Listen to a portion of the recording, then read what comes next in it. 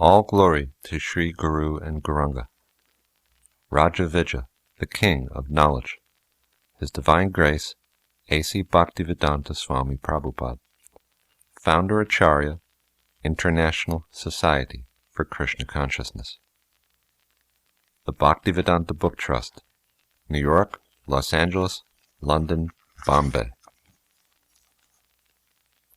1973, by the Bhaktivedanta Book Trust. All rights reserved. First printing, 1973, 100,000 copies. Library of Congress Catalog Number 72-84845. International Standard Book Number 0-912776-40-4. Printed in the United States of America by ISKCON Press. Chapter 1. Rāja-Vidyā, the King of Knowledge. Shri Bhagavan Uvacha Idam tu te Guyatamam Pravakshami Anasuyave Jnanam Vijnana Sahitam Yaj Gyatva Mokshase Shubat. The Supreme Lord said, My dear Arjuna, because you are never envious of me, I shall impart to you this most secret wisdom, knowing which you shall be relieved of the miseries of material existence. Bhagavad Gita, 9th chapter, verse 1. The opening words of the 9th chapter of Bhagavad Gita indicate that the Supreme Godhead is speaking. Here, Sri Krishna is referred to as Bhagavan. Bhaga means opulences, and Van means one who possesses. We have some conception of God, but in the Vedic literature there are definite descriptions and definitions of what is meant by God, and what is meant is described in one word, Bhagavan. Bhagavan possesses all opulences, the totality of knowledge, wealth, power, beauty, fame, and renunciation. When we find someone who possesses these opulences in full, we are to know that he is God. There are many rich, wise, famous, beautiful, and powerful men, but no one man can claim to possess all these opulences. Only Krishna claims to possess them in totality. Bhoktaram yagya tapasam sarva loka maheshvaram suridam sarva bhutanam gyatva mam shantim richati. The sages, knowing me as the ultimate purpose of all sacrifices and austerities, the Supreme Lord of all planets and demigods, and the benefactor and well-wisher of all living entities, attain peace from the pangs of material miseries. Bhagavad Gita, 5th chapter, verse 29. Here, Krishna proclaims that he is the enjoyer of all activities and the proprietor of all planets. Sarva Loka Maheshvaram. An individual may possess a large tract of land, and he may be proud of his ownership, but Krishna claims to possess all planetary systems. Krishna also claims to be the friend of all living entities. Suridam Sarvabhutanam. When a person understands that God is the proprietor of everything, the friend of everyone, and the enjoyer of all, he becomes very peaceful. This is the actual peace formula. No one can have peace as long as he thinks, I am the proprietor. Who is capable of claiming proprietorship? Only a few hundred years ago, the Red Indians were considered to be the proprietors of America. Today, we, in our turn, are claiming that proprietorship. But in 400 or 1,000 years, perhaps, someone else will come to claim the same. The land is here, and we come here, and falsely claim ourselves to be the proprietors of it. This philosophy of false proprietorship is not in line with Vedic injunctions. Sri Ishopanishad states that everything animate or inanimate that is within the universe is controlled and owned by the Lord. Ishavasyam idam sarvam. The truth of this statement is factual, but under illusion we are thinking that we are the proprietors. In actuality, God owns everything, and therefore He is called the richest. Of course, there are many men who claim to be God. In India, for instance, at any time, one has no difficulty in finding at least 12 people claiming to be God.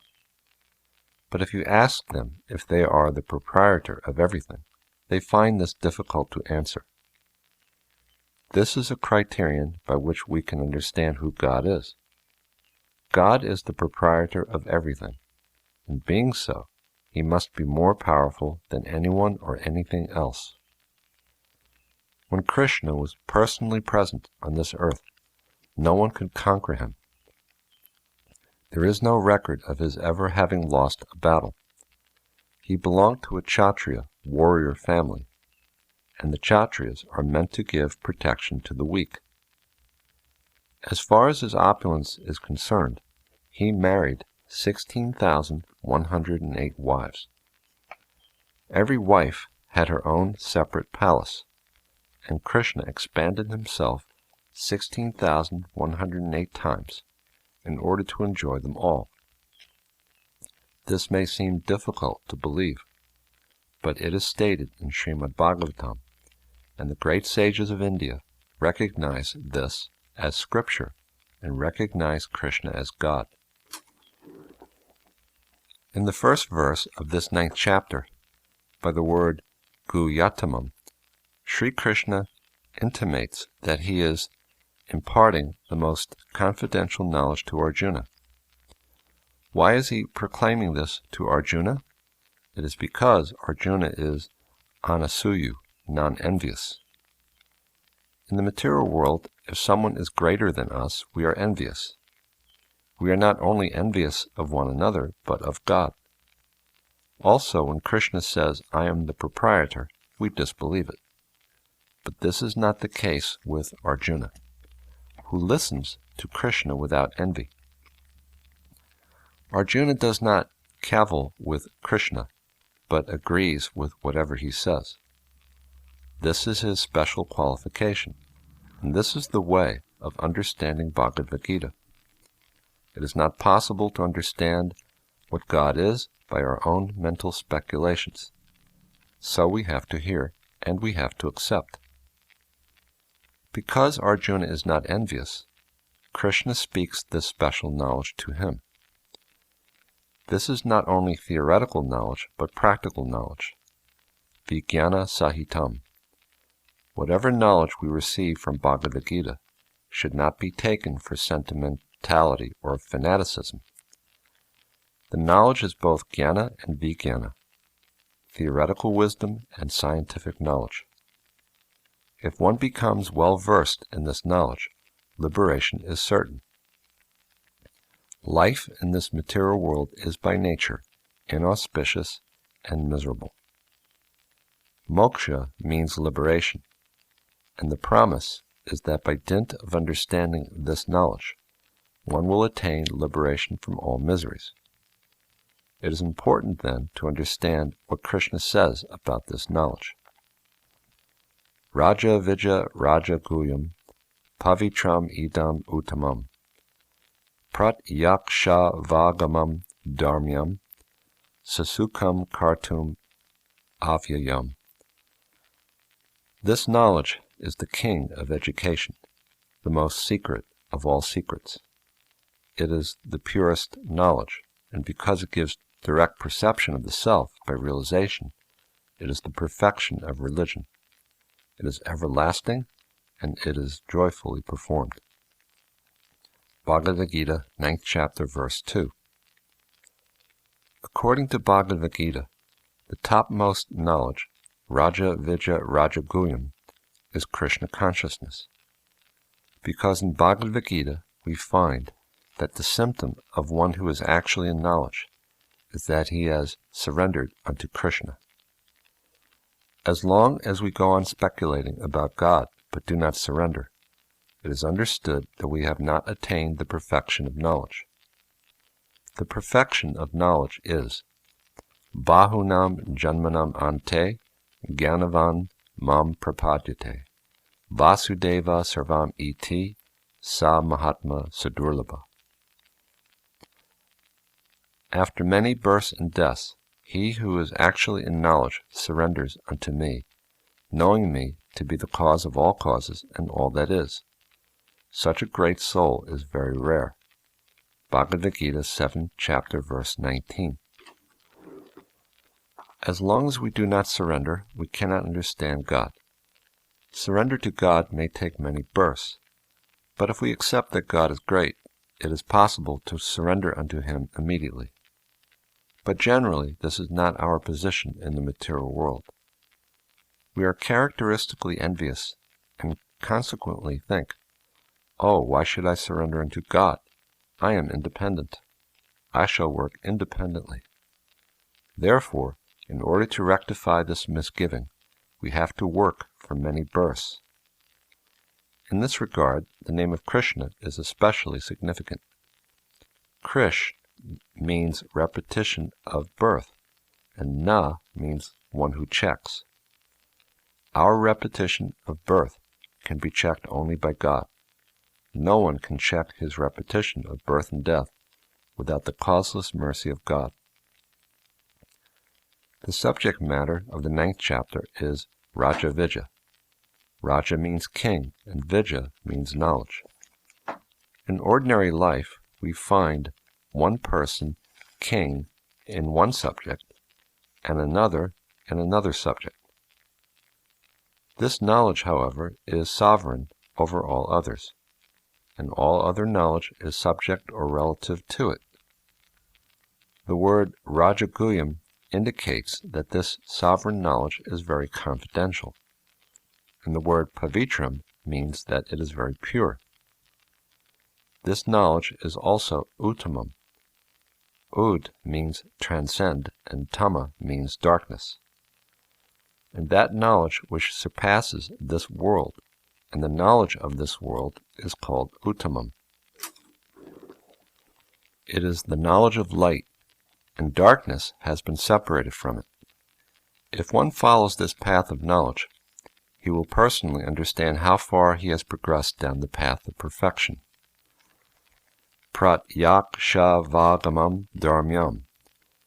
Sasukam, Kartum, indicates that this knowledge is very happy and joyful to execute, and Avyayam indicates that this knowledge is permanent. We may work in this material world for education or riches, but these things are not Avyayam, for as soon as this body is finished, everything else is also finished. With death, our education, advanced degrees, bank balances, family, everything are all finished. Whatever we're doing in this material world is not eternal. However, this knowledge is not like that. Neha bi krama nashosti pratyavayo na vijate svalpam api asya dharmasya trayate mahato bhayat. In this endeavor there is no loss or diminution, and a little advancement on this path can protect one from the most dangerous type of fear. Bhagavad-Gītā 2nd chapter verse 40. Knowledge in Krishna consciousness is so perfect that if one performs work in Krishna consciousness and yet does not attain perfection, in his next life he takes up from wherever he left off. In other words, actions performed in Krishna consciousness are durable. On the other hand, material achievements, because they pertain to the body, are vanquished at death. Knowledge that pertains to designations does not endure. I am thinking that I am a man or a woman, an American or Indian, a Christian or a Hindu. These are all designations pertaining to the body. And when the body is finished, they will also be finished. We are actually spirit, and therefore our spiritual activities will go with us wherever we go. Sri Krishna indicates that this king of knowledge is also happily performed. We can easily see that activities in Krishna consciousness are joyfully done. There is chanting and dancing, eating prasadam, food that has been offered to Krishna, and discussing Bhagavad-Gita. These are the main processes. There are no stringent rules and regulations that we have to sit so straight for so long, or do so many gymnastics, or control our breath. No, the process is very easily and happily done. Everyone wants to dance, to sing, to eat, and to hear the truth. This process is truly susukham, very happy.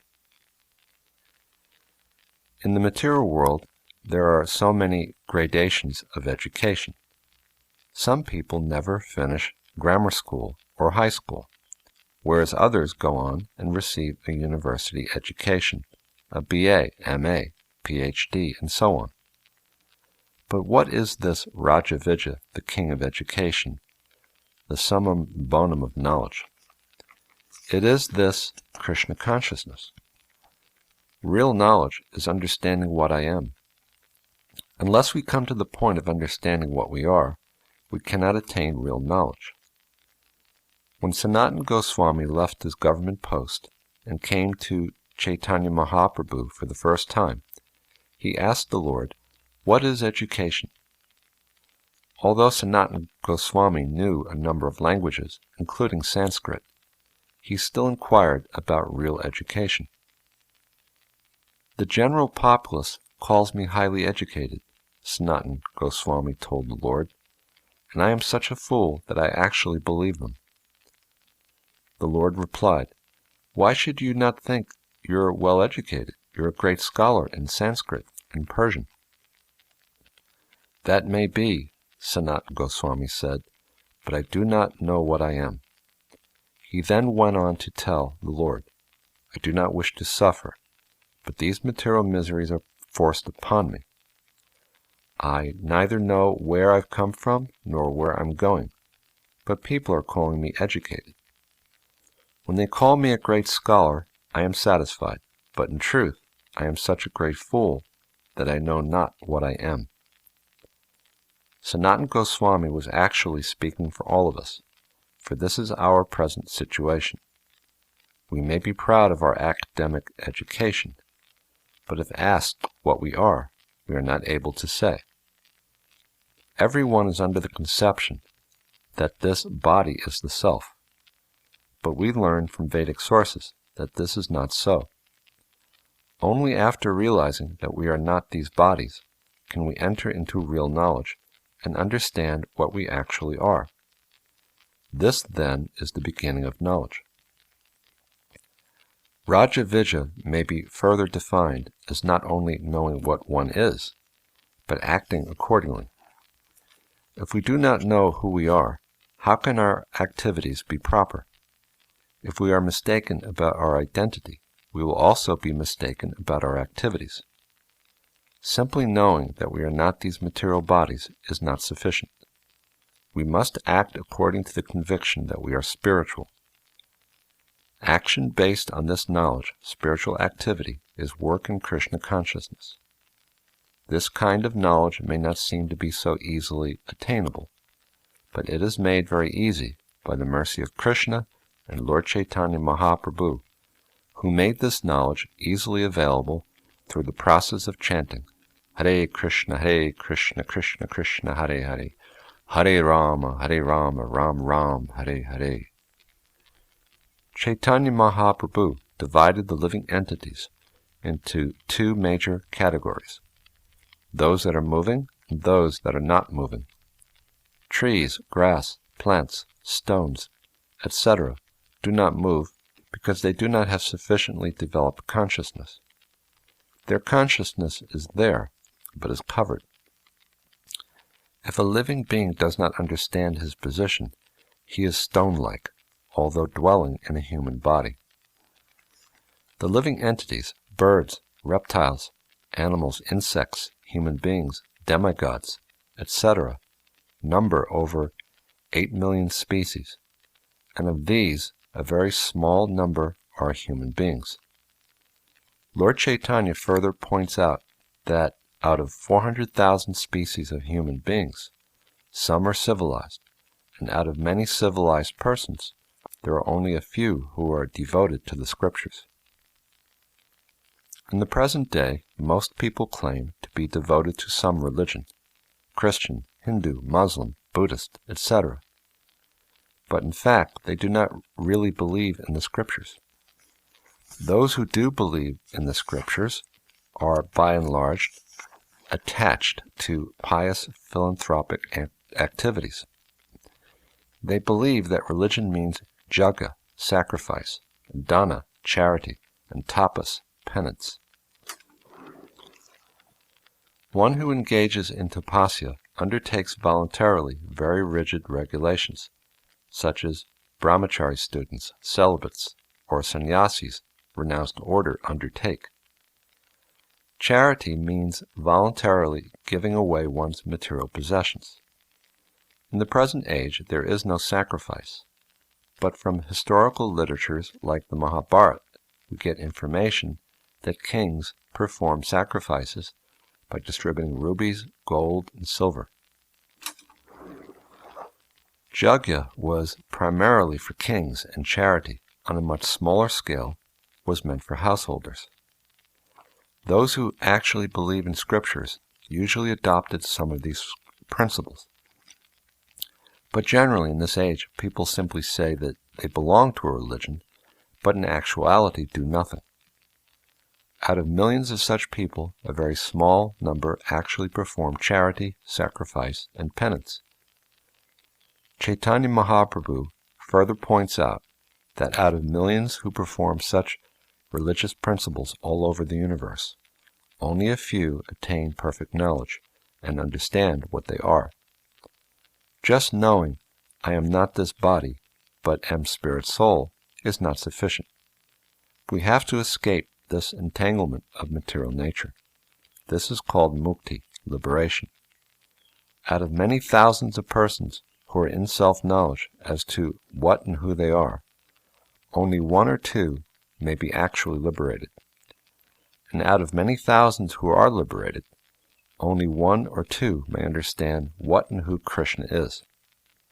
So understanding Krishna is not such an easy job. Thus, in this age of Kali, an age characterized by ignorance and chaos, liberation is out of the reach of practically everyone. One has to go through the whole ordeal of becoming civilized, then religious, then one has to perform charities and sacrifices and come to the platform of knowledge, then to the stage of liberation, and finally, after liberation, to the understanding of what Krishna is.